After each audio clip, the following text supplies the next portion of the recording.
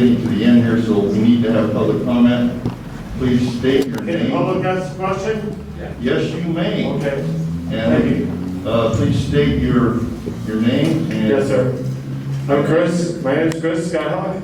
And my question, I'm sorry, I'm out of order, but I want to backtrack to something that I think is important. I think other people in this room probably feel is important also.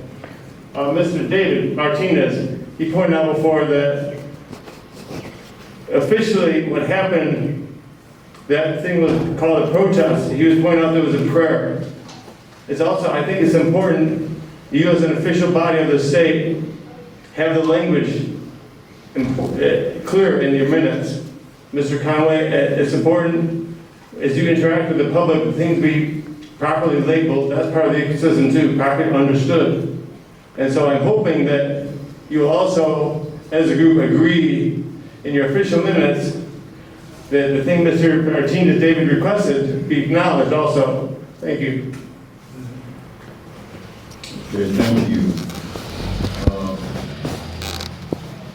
Next person. State your name, please. Hello, my name's Susie Woolhouse, and first I just want to say thank you to Lynn for giving that presentation. I've given a lot of talks at conferences and stuff, and I've never done one with so much random comments, and so anyway, I just wanted to say thank you for presenting that information. So I didn't know this meeting was happening. I just was out getting a pizza, and I've been following. It's getting cold, by the way. What was that? It's getting cold. It is, but it's okay, it's worth it. So I've been following what's been going on to the best of my ability. I have a master's degree in conservation botany from San Jose State. I worked with Dr. Will Russell on a project in the Big River watershed. In my undergrad, we studied a chronosequence of plots that had been logged and looking at the effect on the redwoods. I'm really nervous. So I also then went on to study rare plant conservation in the northern Sierra Nevada, so in a completely different forest type. From what I've been able to follow of everything that's been going on with the proposed reserve and everything, I'm curious if looking at carbon sequestration, I'm wondering if anything's been looked at as far as like possibly, because I know this, there's definitely stuff going on with money, right? Like trees and particularly redwoods, it's very valuable wood. And so I'm wondering if things have been looked at, maybe getting like NGOs to buy the forest from us, and then they can sell it as carbon credits or something like that. That's just, I wanted to put that out there. I don't know if I have a specific question, but I have 41 seconds left. And so I have a big background in science. I'm not really working in science anymore. I mostly play accordion and work with kids doing environmental education in the woodlands. I was out there a couple weeks ago and I hiked the Big Tree Ridge Trail and saw all the trees that were marked, and just, I went there as a 5th grader myself, and so imagining what it would look like afterwards if the proposed THPs went through made me feel very sad. So thank you for letting me speak, and that's all. Okay, thank you.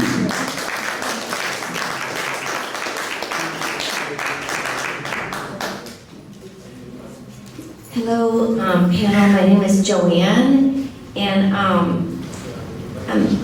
am I a forest land owner? Because it's a state forest, so am I part owner since it's a state forest? A question. And then some comments. So commercial logging is not an acceptable use of our public land. It must be thoroughly re-examined.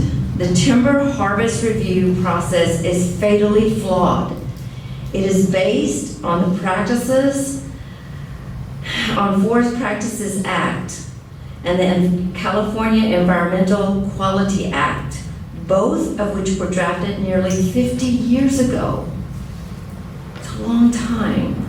And no Native Americans at the table, so no discussion of climate change, and little understanding of the collapse of ecosystems. And I hear that you're all trying to catch up right now. I hear that. But we gotta run fast to catch up. CalFire's conflicts of interest are egregious and well documented. They cannot be allowed to continue to manage forests, review timber harvest plans, and distribute carbon offset funds at the same time. You must admit there's got to be some conflict of interest here. Jackson Demonstration State Forest 2016 management plan is being sidestepped in order to maintain a revenue stream in a state that is flush with funds. You guys are making a lot of money. I didn't even realize it until I came here tonight. Further, the plan is predicted on a 900-page environmental impact report drafted 3 presidents ago that has a total of 4 pages devoted to climate change. Logging is a substantial consumer of water, in which these times of drought emergency, it's literally being stolen from the roots of plants and the mouths of animals and humans. I know you developed a water system, but the water coming from Jackson, out of Jackson, is taking water from the plants and the trees. It's hot there. If you're walking through and where they're logging, it's hot, it's burning hot there. And the piles of slash, shame on the logging companies for not removing those. Shame on CalFire for not insisting that the logging companies do a much better job than what they've done. Logging with its accompanying road building is one of the most fossil fuel intensive undertakings humans engage in. These forests, both public and private, are all unceded stolen land, the First Nation peoples after suffering over 400 Joanne, years. you're over your time. Here's a wrap it up, please. Thank you.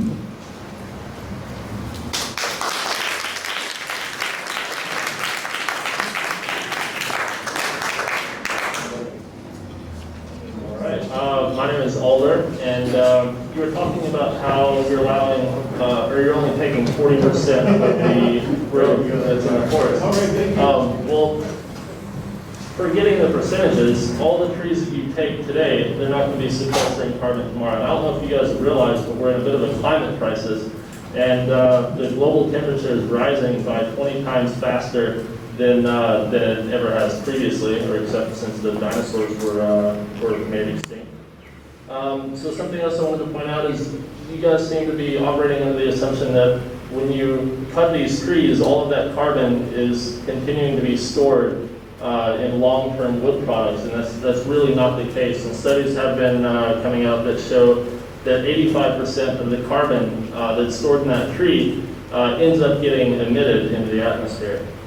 Starting off with the live tree at 100%, logging residue emits 46% of the total carbon, mill residue another 22%, transportation is another 17%, and that leaves you with 15% of that carbon. And going by those numbers, the Casper 500 is just one of 6 PHDs that are happening in JDSF right now. And that's going to be emitting 120,000 metric tons of CO2, which is equivalent to about 26,000 cars on the road. That's kind of a lot, don't you think? So these are some issues that I'm really dealing with. I don't see how these are worth more laying down. If anybody follows the social cost of carbon, everybody agrees that the cost is estimated way too low. We just don't have all the figures to estimate that yet. But we can agree that it's at least $50 per ton. So going by those numbers, the Casper 500, the CO2 being emitted is $8 million worth of CO2, and you guys sold it for less than $2 million. So the community is going to be picking up that bill. That's about a $4 million deficit. We mentioned aquatic life And yeah, aquatic life is very important. You guys are currently doing hack and squirt in JDSF, and that uses the imazapyr. The imazapyr has been banned in a lot of Europe because it's extremely harmful to aquatic life. And I'm talking about PHPs that drain into the Chamberlain Creek and go out into Big River. And those are very important fisheries, and you guys are just letting chemicals go right into them. Also about aquatic life, we are in a drought, and I don't think that we should be using water to water the roads for dust abatement. And the solution isn't to stop watering the roads, okay? Part of watering the roads is, and keeping that dust down, it's not just to keep the neighbors happy, it's also to keep that erosion. It's to keep that dust from making its way into the watersheds. And I don't think not watering the roads and just driving 40 miles per hour with your big logging trucks all day long that's not a solution. That's just continuing logging no matter what. So thanks for your time.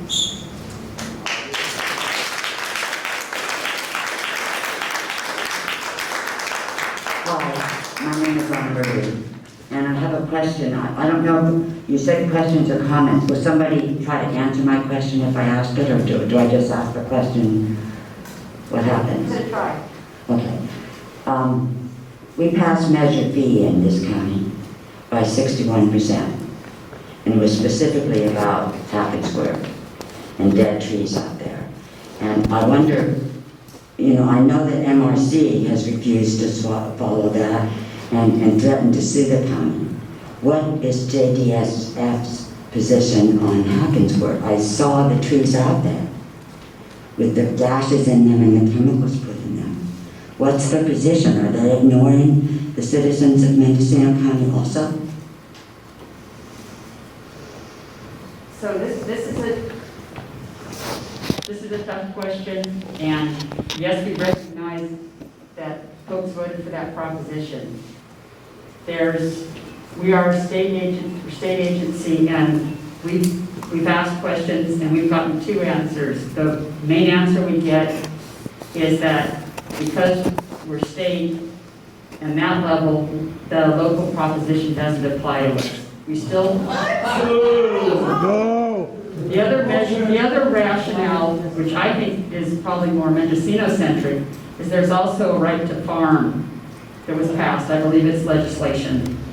And that allows people engaged in agriculture to continue the methods they've been doing in the past. And we did do hack and squirt or frill treatments with imazapyr prior to Measure B.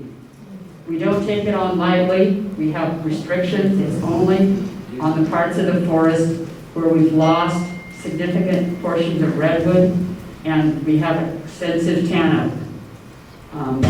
Because you cut the redwoods.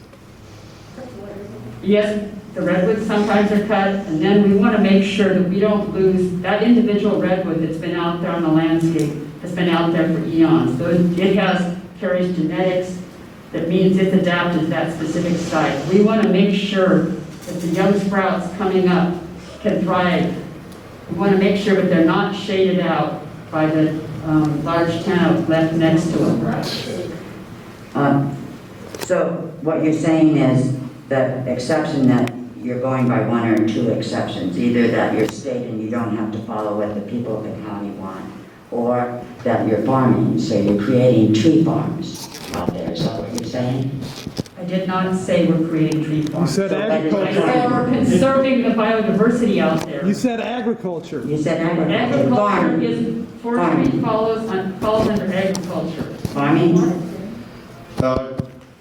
I'm just asking. Commercial farming, commercial managing of redwoods is farming. That's what it is. It's agriculture. It's dryland agriculture. That's what it is. Mr. Hollister, but this is a forest. It's not a redwood tree farm. It's a forest. And the tan oaks, what I'd like the JDSF to do is study, research what killing tan oaks does to the critters, to the mushrooms, to everything out there, what that poison does to the wildlife and the people, the indigenous people. Those acorns are poison as far as I can see once that tree's been killed. Is that true? Emery, You've gone beyond your 3 Okay, I minutes. just, you know, Yeah, she spent part of it answering my question, so. Yeah, We you've gone beyond 3 minutes. I'll be happy to speak more about this. I know Could you- there's a lot of questions, but for now, let's let this continue. We've got other stuff to cover. And Chair Hollister, I'll just note that we have been 15 minutes of public comments on this topic, and we'll have 2 more opportunities. It's your discretion to move forward. Right, and when we get into these other ones, because we're over time here, we'll try to move ahead because there's so many topics and not go back and rediscuss the same thing over. What we may end up doing here is trying to single out these specific topics for further discussion in the future so we can really get into them. But Well, sir, I'd like to correct the record. yes, you may. Thank you. I'm Naomi Wagner, and Naomi, I'm going to continue in the same vein that the previous speakers were speaking because they've said a lot of the things that I wanted to say. But when you talk about farming, right to farm and agriculture, this is really not relevant. The caveat to that is that this is a public safety issue. It's a fire hazard. CalFire, it's so ironic. The CalFire is supposed to be in charge of fire, and you actually do a great job of fighting fires, but you manage the forest in such a way that it creates more fires. You know, we're going to talk about that. Okay, so in the next my subject, questions we're gonna are, talk about that. yeah, and this is all related, okay, because happy squirt leaves dead standing trees. That is a fire hazard, especially if lightning comes.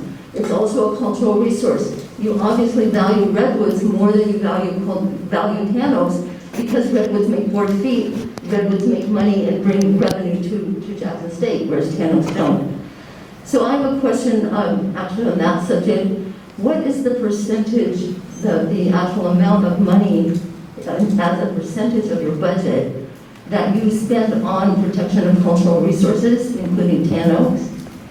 And another question I have is, I'd like to see a study of the effects of herbicides on aquatic life, because I haven't been able to find one that you do. And further, I guess I want to say that the reason that we're disrupting this meeting is because it's bogus, and because you're not sincere, and because you're so far behind and so out of touch with the public and with the conditions of climate change. And you don't seem to appreciate the urgency of this matter. Now, the reason the youth came here tonight is because this is an urgent matter to them, and they do get it, and they wish that we would get it. And when we call for a moratorium, we mean we need to stop what we're doing now and take a much deeper look at it. We cannot go on with business as usual, so I call for a moratorium. Thank you.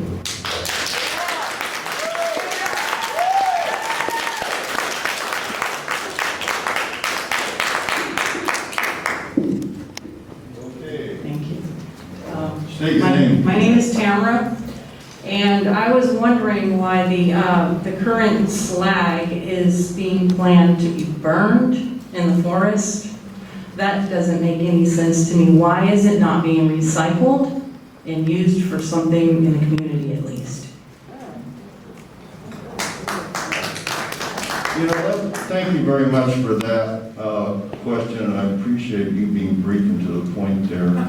No, I really do. I'll tell you what, I just want to interject here. Slash is an important part of the forest ecosystem. Let's not get too tied up with it being strictly something that burns or something that's ugly. It is an important part of humus in the forest, and that, you know, it might be just a tree that fell over and rotted. It might be a pile that some loggers left that just looks ugly as all get out, which it doesn't need to be. But that is humus. There are a lot of critters out there that depend on that dead material. Yes, it is ugly. It can look ugly. And yes, it can be a fire hazard, but it's also an important part of the forest environment. I just want to say that because it's something that really has irritated me for a number of years. So anyway, but thank you for being short to the point, and I took up some extra time here. So let's go on to the next speaker. State your name, please. Name's David. David. With the vast amount of knowledge you appear to have accumulated over the last few years, how come you're not listening to the people that were here for 10,000 years before you?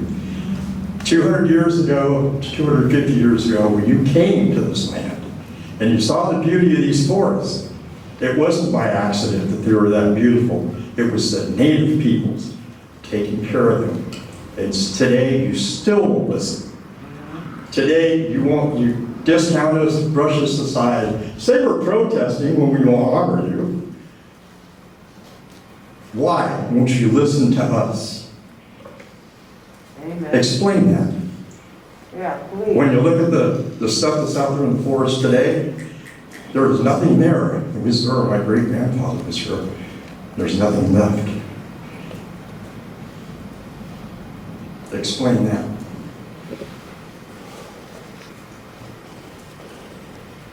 Thank you. No comment. Well, my only comment to that is, I think everybody recognizes that the people that were here 1,000 years ago managed this land and took responsibility We for were it. here 200, we're still here today. It isn't just 200 years ago, 1,000, we're still here today, and that knowledge is alive, but you won't open your ears and listen. And I think I don't know anybody who is not interested in being knowledgeable and increasing their knowledge about how this land was managed or is managed or people's thoughts from the past. I don't know anybody who is not interested in that. It's alive and well. You can be informed right now. Your forest practices show it today. It is nothing like what had happened before the first people, other people came here. We didn't destroy the forest. We nurtured it. We took care of it. We understand every part and piece of that forest. All the animals. We honored them all. But you came in with the dollar signs in the eyes and said, that tree is worth more, heading down the river to make a damn piece of wood out of it, than it is standing. When we knew that that tree is vital to the very existence of every living creature on this earth, you included.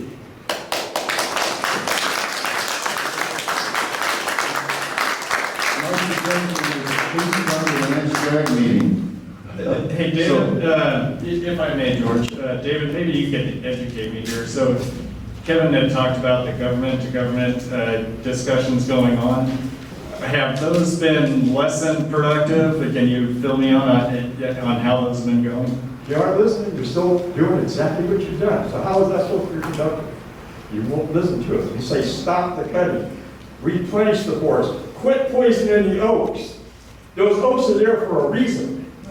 Those trees grow tall. The new ones, the new firs, the new redwoods, they grow tall when they're shaded. They have to shoot up above that canopy. Instead of being a stunted little 50-foot tree in a couple of years, they're hitting 75 feet, 100 feet in a couple of years. Boom, they're up there. They got to get to the light. But no, we got to poison that tree, cut it down, and make the wood unusable. Okay, next. All right. Well, next, please give us your name, please. How you doing? My name is JJ. I'm a JJ. recreator. I moved here working in fisheries science, monitoring the stream populations and salmon and steelhead. Then I got into kind of some forestry work, and now we do stream restoration. But I'm just going to give you a background and kind of my opinion on this matter as a conservationist. I'm a little disappointed coming to this meeting. It's the first time I've been here to see one of these things in person. And I feel like, there's a big question, and there's just a big part of it is missing in this conversation, and that we're in Mendocino County. Almost all of us probably live in houses that are framed in Doug fir and redwood. And, I'm not saying, looking at these past recent plans, that maybe the logging was done perfectly, but everybody here in front of you is trying, and they're working professionals to think about this all day, every day, and to hear these, interruptions being shouted out across the room as if your opinion is more important than every single other person's opinion in this room is discouraging. We all have an equal opinion. And, there's a point. All of you, I would say, you all are forest landowners, but then that also comes into play. JDSF goes and logs its job, and there's a big pocket of money there to fix the roads and do all these things you guys want. So there's big benefits to it, and I think we can be asking the question of how do we log better, and recognize that there's a place for active management. And I would argue a lot of Jackson State Forest is that place. Thank you. Thank you. Yes, my name is George, and I will be very brief regarding the matter of slash files. I have one comment. There are slash files presently in red-tailed THP 3 times as tall as I am. Sorry, guys. And they're ugly. I'm double dipping a little bit, but I'll be more brief this time. I did want to say that if you're building a house today and you're framing it out of redwood, you've got money on your side. Because the normal person is not doing that. There are much more sustainable ways to build a house than redwood. It's a beautiful wood, but it's for decks and siding and fencing, and there's more sustainable ways. I would also like to point out that CalFire doesn't acknowledge that climate change is human caused. It says it in each one of their THPs. It says on there that they don't think that there's enough evidence to say that climate change is human caused. And I feel like that gives you guys just a bill of sale to do whatever you want, because you're not making a difference. What you're doing in the forest does not impact the global climate, and that's absolutely bogus. There's so much science out there that says that. It's very evident. You can look at 2 charts side by side. Humans, we started emitting carbon, and the global temperature started shooting up. The last time that happened was when the dinosaurs were extinct. So that's it. Okay, thank you. State your name and... Hi, my name is Linda. Linda. And I think I want to really answer John's question to David. And that is, there's obviously a huge disconnect here, in case you haven't noticed. And I, for one, don't appreciate having the JAG sort of put between me and my forest and my forest managers. I'd like to be talking directly to them, and I would like it to be a dialogue, not put your question in the box or put your dime in the gum machine and get back your piece of candy. I would really appreciate it being a dialogue, and this is in the way of it all. And I don't know exactly what the answer is, but I do believe that you are out of step with really reality. And we need you to hear us, because we believe we have some important things to say about that. And, standing here with you there and me allowed my 3 minutes, it's a setup for a failure of communication. And I don't like it a bit. And the Hackensburg, I just wanted to say that's a public safety issue. It doesn't have to do with the right to farm. It's a fire issue, so I think you all know that. And I have tons of questions, but I really, like I say, I really don't like putting my question in a box and having something come out of slot. So, thank you. George. Thank you, Jessica.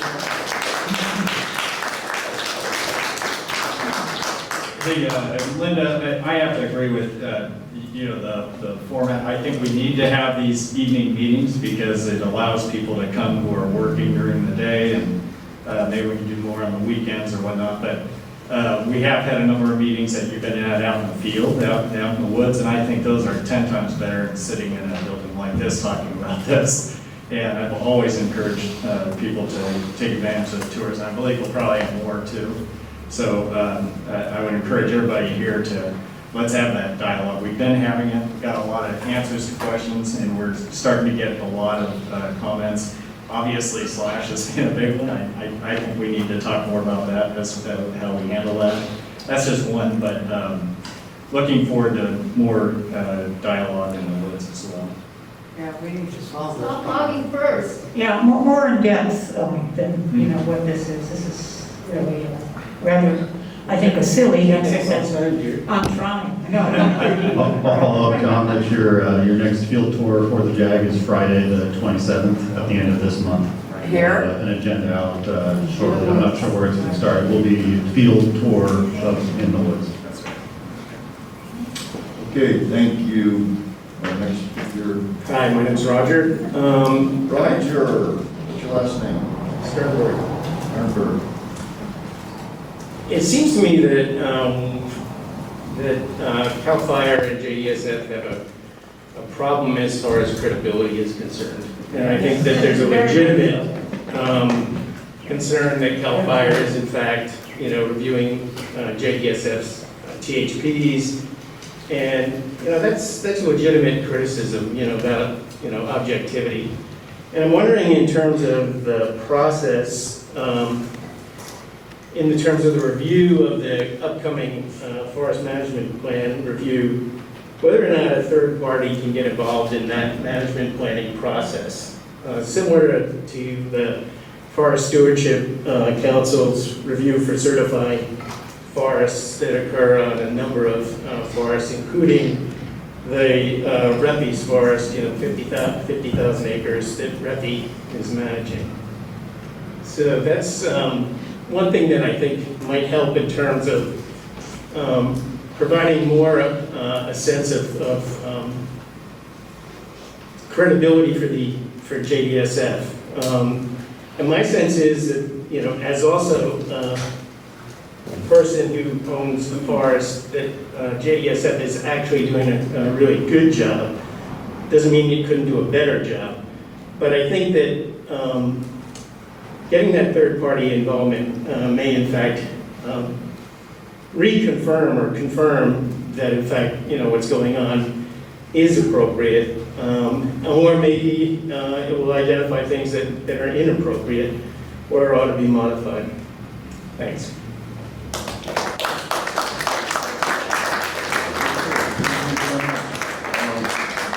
We have one more person here.